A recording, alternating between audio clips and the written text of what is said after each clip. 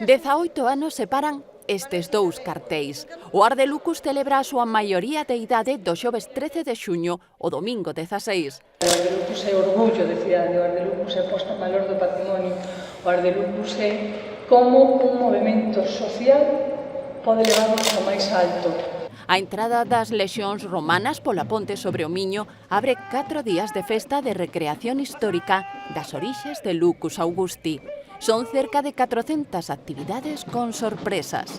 A Ruta das Portas, este ano polo ese 18º aniversario, hai 3 portas porque teñen un espacio maior, non por outra cousa, van a ter un protagonismo especial.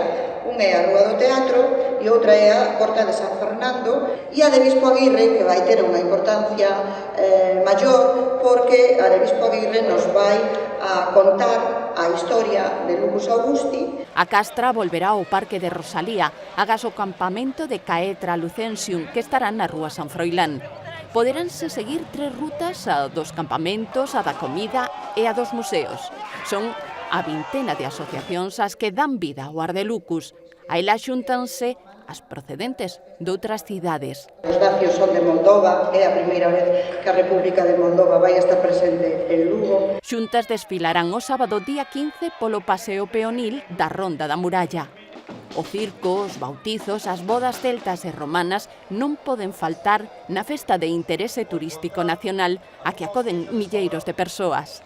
Desde a Deputación queremos estar aquí para que isto que se celebra en Lugo, que depende dos de Lugo, que é tan de Lugo cidade, pero que no resto da provincia tamén se presume del, poida seguir levándose a cabo coa nosa modesta participación. O Ardelucus é o legado que deixa a Concelleira de Cultura na súa despedida da Corporación Municipal. Isto surxe por creer nas persoas, é o máis importante, creer na xente, nas persoas que nos rodean, nas persoas coas que convivimos e vivimos.